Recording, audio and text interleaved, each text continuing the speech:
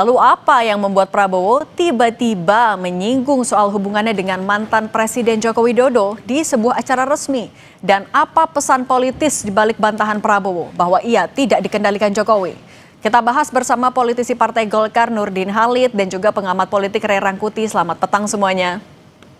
Selamat petang, Assalamualaikum. Waalaikumsalam warahmatullahi wabarakatuh. Ini kita bicara isu yang sedang ramai dan juga secara timeline ya Bung Ray. 2 hari lalu Pak Prabowo bilang kalau WUS akan menjadi tanggung jawab dia, akan diambil alih lah sama pemerintah. Hari ini bilang kalau Pak Prabowo tidak dikendalikan sama Pak Jokowi. Kalau Anda dari kacamata politik melihat ada benang merahnya di antara kedua ini nggak? Ini kayaknya semacam respon terhadap isu yang berkembang akhir-akhir ini setelah beliau menyatakan akan mengambil alih tanggung jawab terhadap hutang WUS ya, yang disebut kalau beliau akan siap untuk membayarnya. Kalau kita lihat reaksi publik, orang mengaitkan bahwa kalimat atau pidato Pak Prabowo yang menyebut beliau akan mengambil alih hutang WUS itu sebagai tekanan dari mantan presiden yang sebelumnya kepada Pak Prabowo. Jadi mungkin pada pidato hari ini beliau menegaskan bahwa kebijakannya untuk mengambil alih hutang WUS itu bukan dalam konteks tekanan itu, tapi ya semata-mata murni sebagai pendapat beliau, hasil kajian beliau, lalu menetapkan bahwa beliau mengatakan mengambil alih tanggung jawab terkait dengan hutang WUS itu gitu. Jadi itu satu segi menepis berbagai ciutan publik lah ya terkait dengan dugaan adanya tekanan dari Pak Jokowi terhadap Pak Prabowo terkait dengan pelunasan hutang itu gitu. Tapi berarti kalau Pak Prabowo sampai belak-belakan mengklarifikasi, apakah bisa dibilang Pak Prabowo juga kayaknya mulai terganggu deh dengan kabar ia tertekan oleh Pak Jokowi? Persis. Artinya kan beliau tetap ingin memperlihatkan bahwa beliau betul-betul tidak dikendalikan oleh siapapun. Beliau tetap adalah sebagai satu-satunya dalam pengertian yang pejoratif ya, bahwa presiden gitu. Nah, jadi mungkin pada tingkat tertentu respon publik yang kelihatan agak mungkin di luar dugaan Pak Prabowo, itu yang membuat beliau sekarang menegaskan bahwa keputusan ini nggak ada kaitannya dengan tekan-menekan antara beliau dengan Pak Jokowi. Jadi ini semacam pernyataan bahwa beliau murni mengambil alih tugas tanggung jawab ya soal WUS itu gitu. Okay. Nah, karena boleh jadi memang reaksi publik yang kelihatan begitu tinggi yang mengaitkan soal hubungannya dengan Pak Jokowi selama ini sebagai cara Pak Prabowo ya istilahnya itu ya katakanlah untuk mengambil alih ya tanggung jawab terkait dengan makin tingginya perhatian publik terkait pengadaan WUS ini. Oke, nah kalau dari Pak Nurdin, ini kan sebenarnya bukan pertama kali Pak Prabowo di forum besar membahas soal hubungan dengan Pak Jokowi. Tapi kalau menurut Anda, apa kepentingan Pak Prabowo sampai harus mengklarifikasi itu di sebuah forum besar? Jadi saya kira apa yang disampaikan Pak Prabowo tidak lebih daripada sebuah respon positif ya terhadap isu-isu, namanya juga isu ya, isu yang berkembang yang menurut beliau dan menurut saya juga itu mungkin menurut Bunda juga itu tidak baik gitu ya. Artinya bukan budaya kita. Memang sekarang ini dalam proses demokrasi bangsa Indonesia itu sudah mulai tidak pada berlandaskan nilai. Mudah-mudahan tidak cenderung kebablasan. Padahal kita punya budaya Pancasila. Nah, kita mesti pahami bahwa seringkali Pak Prabowo sebagai presiden itu menyatakan bahwa kita harus menghargai pemimpin yang telah memimpin negeri ini. Apapun kekurangannya pasti banyak jasanya. Nah, jasanya itu kita kita harus kenal, kita harus hargai. Kemudian kekurangannya tugasnya Pak Prabowo untuk melanjutkan proses pembangunan mulai dari Presiden Soekarno, Pak Harto, Gus Dur, Ibu Mega, SBY, Pak Jokowi. Beliau mengatakan kita harus menghargai jasa para pemimpin yang lalu. Tapi memang sekarang ini ya itulah dampak negatif daripada proses demokrasi kita. Kita terkadang keterbukaan tanpa nilai, keterbukaan tidak berlandaskan hukum, apalagi meninggalkan jauh dari budaya Pancasila. Pak Prabowo adalah seorang Pancasilais yang paham betul tentang 3 butir nilai-nilai Pancasila. Saling menghormati, saling menghargai, saling mengerti, budaya ini yang harus kita pelihara. Itu yang dikatakan ini sangat berbahaya. Kalau sering memfitnah para pemimpin, menjelek-jelekan para pemimpin, itu terlepas dari kekurangannya jasanya pasti banyak. Persoalan Pak Prabowo mengatakan bahwa Gus tanggung jawab, ya memang harus tanggung jawab negara. Nah kalau bicara tanggung jawab negara, tanggung jawab Pak Presiden, itu pernyataan sebagai seorang pemimpin yang taat, yang patuh terhadap tugas dan tanggung jawabnya, apa yang menjadi tanggung jawabnya, apa yang menjadi kewajibannya, apa yang harus dilakukan demi kepentingan bangsa dan negara. Nah, tapi jangan Pak lupa, Nurdin, Gus itu misalnya, itu memang B2B, tapi B2B dengan siapa? BUMN. BUMN milik siapa? Milik negara. Ketika kita bicara negara, apakah penanggung jawabnya adalah presiden? Jadi itu pernyataan seorang pemimpin yang harus kita patuh, justru kita apresiasi, kita hargai. Kemudian kenapa soal dikaitkan dengan Pak Jokowi? Nah, kalau berarti waktu Pak Jokowi juga presiden, dikaitkan dengan Pak SBY dengan lain-lain. Tidak begitu cara kita memandang peralihan kepemimpinan dari 5 tahun ke 5 tahun dan seterusnya. Oke, tapi Pak Nurdin, kalau misalnya kita melihat dari konteks Pak Prabowo yang bilang kalau dia tidak dikendalikan oleh Pak Jokowi, Anda melihat ini sebagai bentuk Pak Prabowo mau menegaskan independensinya sebagai presiden?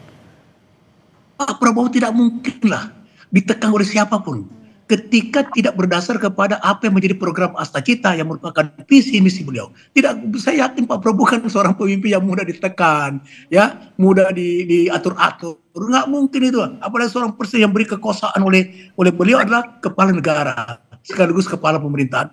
Itu tidak masuk di akal kalau ada orang mengatakan bahwa Pak Prabowo ditekan-tekan oleh Pak Jokowi atau siapapun. Nggak mungkin itu. Itu sangat sebuah pendapat yang tidak faktual, tidak punya dasar yang rasional itu. Oleh karena itu marilah kita mencerahkan rakyat. Jangan para pemimpin, teman-teman para pencinta demokrasi, rakyat yang cinta demokrasi, jangan kita tidak mencerah sebuah pernyataan yang tidak mencerahkan daripada demokrasi rakyat. Dan yang paling penting adalah mari kita melaksanakan demokrasi dengan tetap berlandaskan nilai budaya bangsa kita. Oke, tapi kalau dari Bung Rey melihatnya memang Pak Prabowo sekarang sudah independen sebagai seorang presiden, tidak ada bayang-bayang Pak Jokowi atau masih ada tarik-menarik kepentingan politik?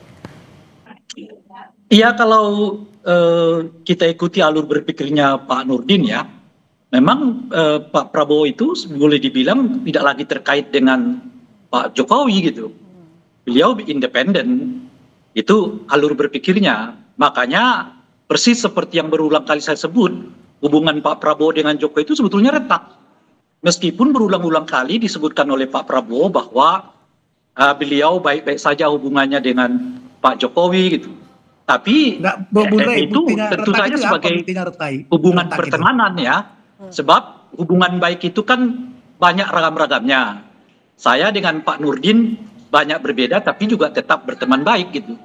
Jadi ada teman kongko-kongko, ada teman ngopi-ngopi, ada teman bisnis, ada teman macam-macam, tapi belum tentu itu teman politik. Nah, Pak Prabowo kelihatan mau menegaskan hubungan saya dengan Pak Jokowi itu hopeng kok gitu ya. Iya, hubungan manusia dengan manusia, ya presiden dengan mantan presiden ya, tapi hubungan politik belum tentu. Nah, itulah mengapa pandangan tadi yang disebutkan oleh Pak Nurdin bahwa Pak Presiden Prabowo itu murni berdiri di atas kakinya, iya gitu. Artinya hubungan Pak Prabowo dengan Pak Jokowi itu belum tentu melekat, boleh jadi itu retak gitu. Tetapi di dalam dunia politik ini, ya kan harus ada yang disebut dengan tarik ulur. Kadang-kadang kita ulur, kadang-kadang kita tarik. Nah, karena bagaimanapun Pak Jokowi tetap penting bagi kekuasaan Pak Prabowo, sehingga nggak mungkin akan dilepas begitu saja. Itu yang saya istilahkan itu diretakkan, tapi tidak dibelah. Tapi contoh tadi keretakan politiknya itu gimana, Bung Rey? Maksudnya? Contoh tadi kan maka sebetulnya kan cara melihatnya itu adalah bukan dari aspek kata-kata. Kan kalau Pak Prabowo itu kan selalu melihat menjelaskan dengan ribut, saya hopeng kok dengan Pak Jokowi, kadang-kadang ngopi-ngopi ya kan, ngopi-ngopi kan teman ngopi kan oke-oke aja, kira-kira gitu ya. Nah, harus dilihat dari soal seberapa besar peranan politik yang diberikan kepada keluarga Pak Jokowi. Dalam hal ini misalnya Gibran, dalam hal ini misalnya Pak Prabowo gitu. Itu cara melihatnya. Nah, sejauh ini justru yang saya lihat adalah makin sempitnya peranan Gibran dan juga peranan Pak Jokowi dalam pemerintahan Pak Prabowo itu. Oke, tetapi kan keretakan itu tidak boleh diumbar kepada publik karena itu memperlihatkan apa namanya itu sesuatu yang berbeda dengan filosofinya Pak Prabowo sendiri Oke, yang tahan dulu, Bung Rey. yang menginginkan semua pemimpin itu kelihatan akur-akur saja, Oke. meskipun sebetulnya di dalamnya ya saling ini, saling itu, ya kan, Oke. sikat sana, sikat situ. Oke, kalau gitu kita tanya dulu ke Pak Nurdin. Pak Nurdin, itukah yang juga dilihat oleh Golkar di kabinet saat ini? Jadi kalau Bu Rey mengatakan sudah ada keretakan antara Pak Prabowo dengan Pak Jokowi, kemudian Mas Gibran semakin mengecil perannya, saya tidak melihat itu secara faktual dalam praktek ketatanegaraan dan melaksanakan program. Ya buktinya sidang kabinet Pak Gibran hadir, kemudian ikut juga melaksanakan penugasan untuk meresmikan beberapa proyek dan sebagainya. Jadi dia kan yang pembantu presiden.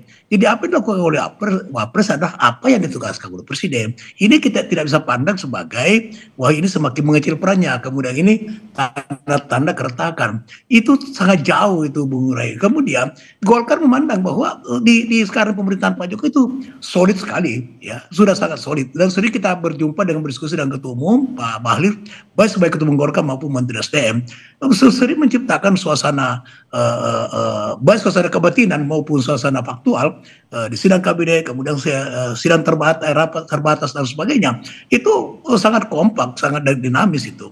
Nah, oleh karena itu maka kita harus melihat bahwa suatu hal yang penting bagi Pak Prabowo, yang menurut saya ya presiden-presiden yang lalu bukan melaksanakan seperti Pak Prabowo, yaitu menghargai pemimpin yang telah tergantikan.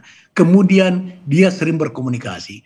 Kalau misalnya Pak Prabowo kan mengatakan juga bahwa saya tidak malu mengatakan Pak Jokowi guru politik saya, itu dikatakan Pak Prabowo. Kenapa? Karena banyak pertimbangan waktu beliau menjadi calon presiden, di mana telah 2 kali dikalahkan oleh Pak Jokowi. Kemudian waktu menjelang pemilihan presiden misalnya apa strategi kampanye dan sebagainya, sering berdiskusi, tukar informasi dengan seri informasi dengan Pak Jokowi, sehingga udah mengatakan saya itu hal yang biasa, hal yang wajar gitu. Tapi Pak Nurdin meyakini Pak Jokowi perannya hanya untuk memberikan masukan, tidak lebih dari itu. Lah, kan wajar saja dalam era demokrasi, komunikasi politik itu penting. Komunikasi para pemimpin yang telah digantikan itu sangat penting. Itu harus diberi contoh supaya ketika terjadi suatu persaingan, kemudian tidak menghadirkan dari perbedaan yang menjurus kepada pertentangan. Ya, dulu kan ada pendukung Pak Jokowi, ada pendukung Pak Prabowo, itu. Nah, pada saat selesai dulu kampanye, selesai pemilihan presiden, ini kan bagaimana terjadi benturan antara dua pendukung ini, itu ditunjukkan oleh Pak Prabowo sehingga dia masuk ke kabinetnya Pak Jokowi. Oke. Nah, setelah terjadi presiden, dia telah menghargai Pak Jokowi. Komunikasi politik dalam demokrasi penting, apalagi kita sekarang. Demokrasi kita sudah sangat liberal, sudah jauh meninggalkan nilai-nilai budaya bangsa Indonesia, sudah jauh meninggalkan apalagi demokrasi Pancasila. Itu sudah kita harus kembalikan itu. Maka Bung Rai saya sering mengatakan, saya salah satu manusia Indonesia yang memahami Pancasila. Kita harus kembali kepada Undang-Undang 45 itu, sehingga demokrasi Pancasila putuskan. Bukan seperti sekarang semua bablas sekarang ini. Kita sudah kebebasan berpendapat penting dalam sebuah demokrasi. Tapi kebebasan berpendapat bukan sebebas-bebasnya tanpa nilai dan tanpa landasan hukum gitu. Politik kebersamaan itu yang ditekankan Pak Prabowo juga mau ditunjukkan. Bung Ray Rangkuti dan Pak Nurdin Halid, terima kasih sudah berbagi bersama kami pandangan di Kompas Petang. Sehat selalu semuanya ya.